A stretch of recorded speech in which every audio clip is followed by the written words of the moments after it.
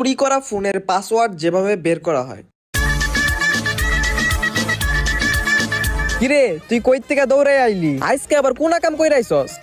আরে ও আর কি করা পারবো, চুরি ছাড়া কি জীবনে কিছু করা পারছে নাকি? হরে ঠিক কইছস, আজকে একটা চুরি করে নিয়ে আইছি, তাও আবার দুন ফোন নে 3 ফুট আলা আইফোন।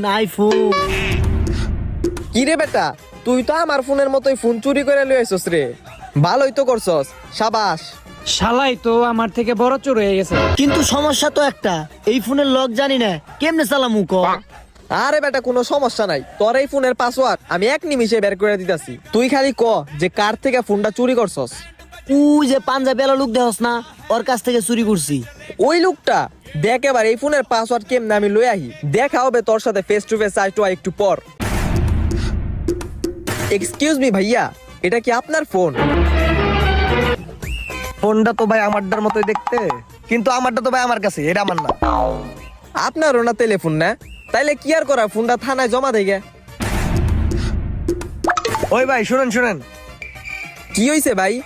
ভাই আমার ফোনটা তো পাইতাছি না, ফোনটা মনে হয় আমারই। ফোনটা আপনার, কিন্তু কোনো প্রমাণ তো নাই। আপনি একটা কাজ করেন, আপনার ফোনের লক তো জানেনি, আমার লকটা কোন, এই ফোন যদি খুলে তাহলে বুঝবো আপনার ফোন। ফোন দিয়া দিমু, সিম্পল।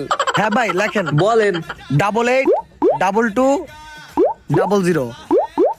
ওই ভাই ফোন তো খুলে না। দেখি ভাই ফোনটা দেখি।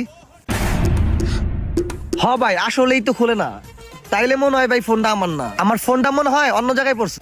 দূর মিয়া, হুদাও দিয়ে আমার টাইমটা নষ্ট করলেন। দূর। এই নে তোর চুরি করা ফোন, আর পাসওয়ার্ডটা উঠা। পাসওয়ার্ড ক। 228800। খুলছে। আরে এটা তো অসম্ভব। অসম্ভবকে সম্ভব করে অনন্ত জলিলের কাজ। কেমনে করলি? কাজটা কেমনে করলি? কেমনে সম্ভব? বেডা তুই কি মূর্খ নাকি? আমি কি ওই বেডার কাছে বেডার ফোন নিয়ে যাম নাকি? আমি তোর কাছে নিয়ে গেছি আমার ফোন, আর আমার ফোনের পাসওয়ার্ড তো ওই বেডার ফোনের পাসওয়ার্ডের সাথে মিলবো না। তাতে কি হইলো, ওই বেডার ফোনের পাসওয়ার্ডটাও জানা হয়ে গেল গা, আর তোর এই ফোনটা চুরি করা সার্থক হয়ে গেল গা। সিম্পল।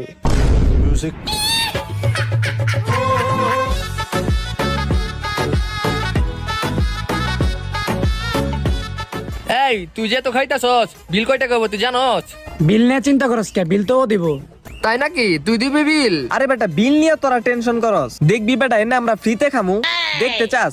দেহি কেমনে তুই ফ্রিতে খাওয়াস? আরে বেটা তোরা টিকটক দেওয়াস নাই?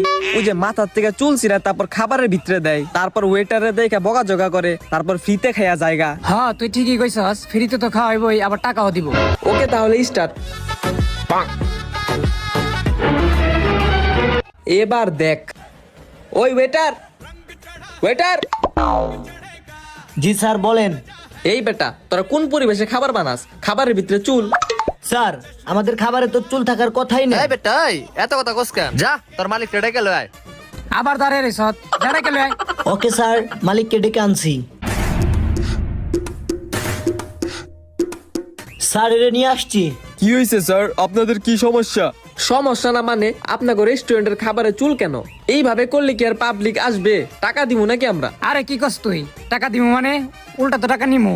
বেশি না, 1000 দিলেই হইব। আপনারা মনে হয় স্যার টিকটক ভিডিও দেখে এই কাহিনীগুলা সাজাইছেন। আমিও কিন্তু স্যার টিকটক ভিডিও প্রায় দেখি, আর এই জন্য আমি স্যার ওই জিনিসটা লাগাইছি।